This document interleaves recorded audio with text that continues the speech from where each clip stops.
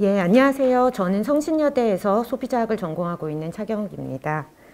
네, 오늘 김민정 교수님께서 보이스피싱 피해 현황과 피해 유형, 관련 연구 동향, 예방 대책, 강화 방안까지 굉장히 다양한 내용을 체계적으로 정리를 잘 해주셨고, 또 앞서서 김선정 교수님과 또 장강호 박사님께서 많은 좋은 얘기 해주셔서 많은 배움을 얻을 수 있는 자리였습니다. 저는 사실 그 김민정 교수님이 발표하신 내용에 대해서 토론을 한다기보다는요, 같은 소비자학 전공자로서 조금 내용을 부연하는 형태로 말씀을 드리고자 합니다. 제목에서처럼 보이스피싱의 피해자가 누구인가 를 묻는다면, 김민정 교수님께서도 말씀하셨고 다 생각하시는 것처럼 그 답은 아마 누구나 일 것입니다. 사실 저도 택배가 배송이 되었다, 쇼핑 쿠폰을 받으라 그러는 이제 출처를 알 수 없는 URL을 거의 매일 받고 있고요.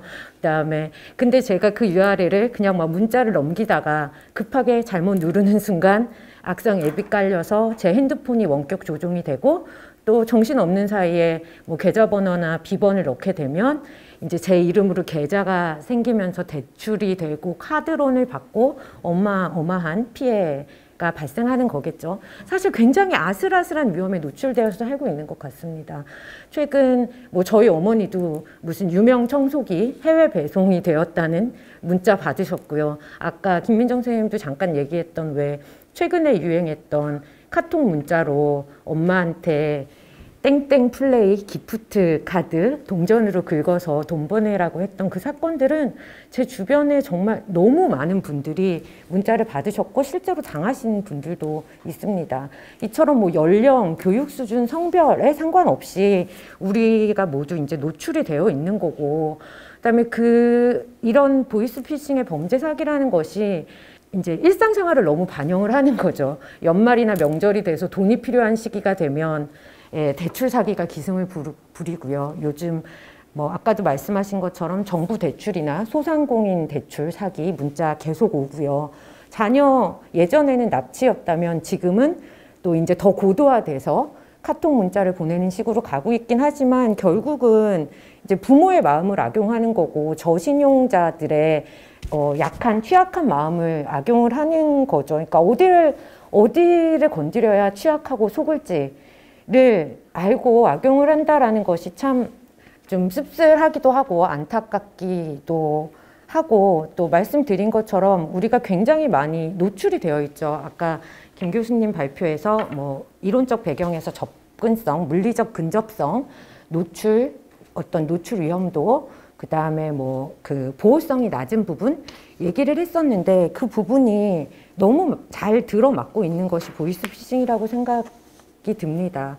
사실 근데 이렇게 많이 노출이 되어 있고 우리 주변에 있고 근접성이 높고 보호는 안 되고 상황이 이러하다 보니까 사실 어떻게 보면 안타깝지만 결국은 예방이 최선일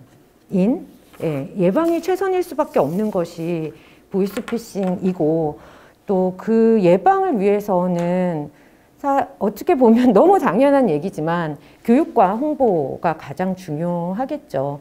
물론 지금 이제 공식적인 채널을 통해서 굉장히 많은 교육을 하고 계시죠. 금융감독원에서 주도가 되어서 잘 아시는 것처럼 그 보이스피싱 지킴이 사이트라든가 아까 근원 목소리라든가 아니면 최근에 나온 공익 광고들도 굉장히 중요한 내용을 잘 찝어서 홍보를 하고 있는데, 이렇게 이제 저의 생각은 이렇게 공식적인 채널의 교육만큼 중요한 것이 소비자들 간의 정보 공유인 것 같습니다. 그러니까 소비자들 간의 정보 공유가 굉장히 중요한 교육의 효과를 가질 수 있다는 거죠. 아까 김민정 선생님이 잠깐 말씀하셨다시피 이제 제가 금융감독원의 그 보이스피싱 상담 조사역 분들하고 이제 면담을 한 적이 있는데, 그때 말씀해 주신 내용 중에 가장 중요한 부분이 정보를 최대한 많이 노출시키고 공유하라는 거였어요. 내가 사기를 당할 뻔한 내용을, 피해 사례를, 주변에서 당한 피해 사례를 최대한 공유를 하라는 것이었거든요. 사실 저도 그게 굉장히 중요하다고 생각을 했는데, 주변에 얘기를 하면 피해를 막는 사례가 굉장히 많다는 거예요. 그러니까 주변에 얘기를 하면 주변 사람이 대신 신고를 해주기도 하고요. 주변에서 약간 의심스러운데 그래서 그 상황을 막아주기도 하고요. 그래서 주변에 적극적인 사람이 많으면 피해를 예방할 수 있다는 얘기를 하더라고요. 그리고 이제 아까도 잠깐 얘기한 것처럼 특히 고령자 같은 경우에 사기를 당했을 때는 자녀들에게 책망을 받을까봐 이제 외부에 노출을 잘 안 하는 경우들이 있는데 이렇게 사실 이제 그리고 주변에서 당했다고 하면 사람들이 경각심이 굉장히 높아진다라는 거죠. 그래서 이제 최대한 피해 사례나 의심 사례를 알리고 공유하는 것이 굉장히 중요하고, 근데 그렇게 정보를 공유할 수 있는 채널은 우리가 만들어줘야 될 것 같은 거예요. 아까 장 박사님도 말씀하신 것처럼 많은 데이터를 모으는 게 되게 중요하고, 또 민간에서 사기 신고를 할 수 있는 사이트 말씀도 하셨는데, 이렇게 사기 신고를 할 수 있는 어떤 채널들을 많이 만들어서 사실은 소비자 스스로가 데이터를 구축하는 데 굉장히 중요한 역할을 할 수 있는 주체잖아요. 그래서 어떤 정보를 공유할 수 있는 채널을 만들어 줌으로써 아까 말씀하신 것처럼 어떤 데이터를 구축하고 그 데이터를 통해서 결국은 궁극적으로 소비자 보호가 될 수 있는 거겠죠.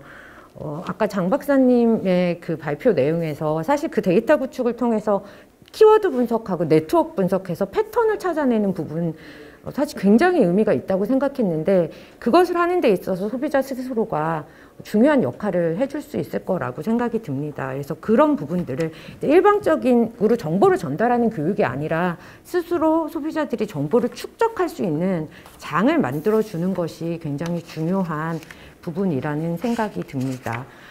또 이제 앞에서도 계속 말씀하셨던 것처럼 뭐 기관 간 연계, 협조, 공조뿐만 아니라 금융회사나 통신 서비스가 이제 얼만큼 사회적 책임을 하면서 기여를 할 수 있는가가 굉장히 중요한 부분인 것 같고요. 저는 사실 최근에 어떤 일이 있었냐면, 제가 해외 구매 사이트에서 결제를 했거든요. 근데 카드사에서 승인 거절을 하고 저한테 전화가 왔어요. 그 해외 구매 결제 사이트가 최근에 사기 사건이 되게 많이 발생했던 데라서 자기네가 막았다는 거예요. 근데 고맙더라고요.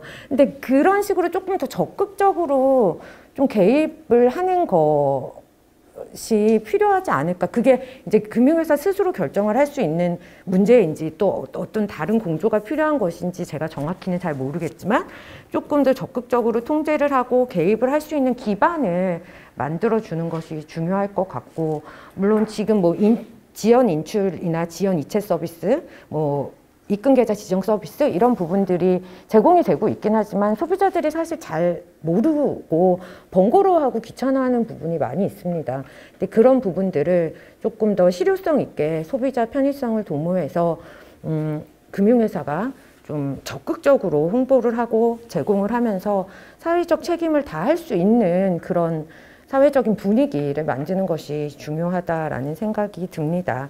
그래서 앞에서 오늘 긴 시간 동안 말씀해 주신 것처럼 보이스피싱 그리고 불법 금융 사기 예방을 위해서는 굉장히 많은 주체들이 각각의 역할을 해야 하는데, 소비자도 스스로 그 역할이 분명히 있다고 생각을 하고, 소비자 스스로가 이제 본인의 역량 강화를 해서 스스로의 권익을 증진하고 금융 소비자 스스로를 보호할 수 있도록 하는 것이 중요한 부분이라는 생각이 듭니다. 네, 이상으로 토론 마치겠습니다. 감사합니다.